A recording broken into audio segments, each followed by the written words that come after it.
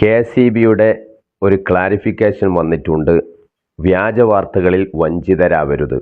KSEB അടുത്ത് കൊണ്ടുവന്ന പുതിയ സംവിധാനത്തെക്കുറിച്ച്, അതായത് രാവിലെ 6 മണി മുതൽ വൈകുന്നേരം 6 മണി വരെയും അതിനുശേഷം ഒരു 4 മണിക്കൂറും പിന്നെ എല്ലാവരും ഉറങ്ങുന്ന സമയത്തും വ്യത്യസ്തമായ എമൗണ്ടാണ് ഓരോ യൂണിറ്റും ചുമത്തുന്നത്. രാത്രി 6 മണി മുതൽ 10 മണി വരെയുള്ള സമയം 25% കൂടുതൽ പണം ചുമത്തുന്നതാണ്.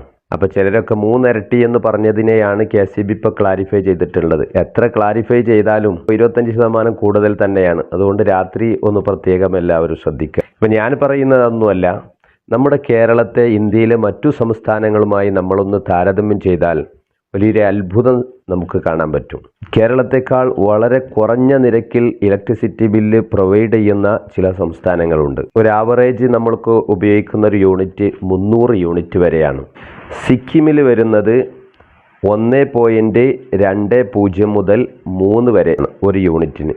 അങ്ങനെ വരുമ്പോൾ 300 യൂണിറ്റിന് 900 രൂപയേ വരുന്നുള്ളൂ. പഞ്ചാബിലേക്ക് വരുന്നാൽ വലിയൊരു അത്ഭുതമാണ്. 300 യൂണിറ്റ് വരെ ഉപയോഗിക്കുന്ന ഒരു ഉപഭോക്താവിനും അവിടെ കറണ്ട് ബില്ലില്ല, ഫുൾ ഫ്രീ ആണ്. ഹിമാചൽ പ്രദേശിലേക്ക് വന്നാൽ 3.2 രൂപയാണ് യൂണിറ്റിന് വരുന്നത്.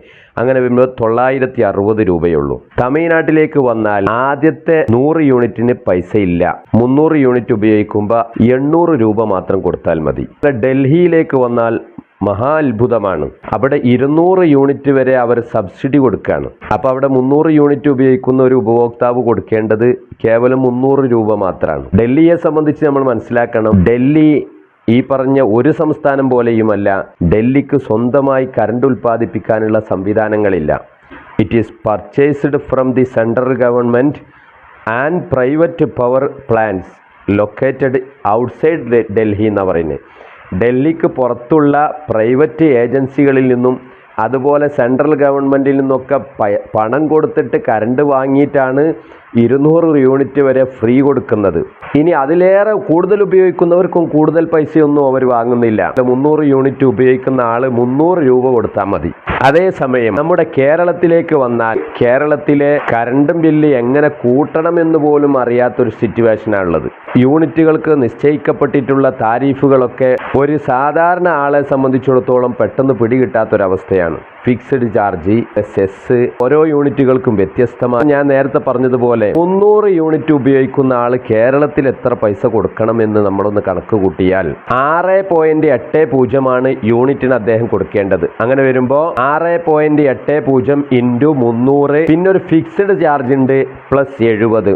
ഇതെല്ലാം കൂട്ടി വരുമ്പോൾ 2110 രൂപ കൊടുക്കണം. നമ്മൾ നേരത്തെ പറഞ്ഞതെല്ലാം 1000-നും 900-ന് താഴെയാണ് വരുന്നത്. ഞാൻ മാക്സിമം റേറ്റ് വെച്ചിട്ടാണ് കൂട്ടിയിട്ടുള്ളത്. കേരളത്തിൽ വാങ്ങുന്ന പൈസ എത്രയാണ്? നമ്മൾ മറ്റൊന്നുകൂടെ അറിയണം. കേരളത്തിൽ കറണ്ട് ഉൽപ്പാദിപ്പിക്കുന്ന ചെലവ് മുഴുവനും വഹിക്കുന്നത് കേരള ഗവൺമെൻറ് ഓൺഡായ കെ.എസ്.ഇ.ബി ആണ്. നമ്മുടെ കേരളത്തിലെ വൈദ്യുത പദ്ധതികളിൽ 70% ജലവൈദ്യുതി പദ്ധതികളാണ്, ഹൈഡ്രോ പവർ സ്റ്റേഷനുകളാണ്. 15% ഡീസലും ഗ്യാസും വെച്ചിട്ട് ഉൽപ്പാദിപ്പിക്കുന്നുണ്ട്, 15% കാറ്റിൽ നിന്ന് ഉൽപ്പാദിപ്പിക്കുന്നുണ്ട്.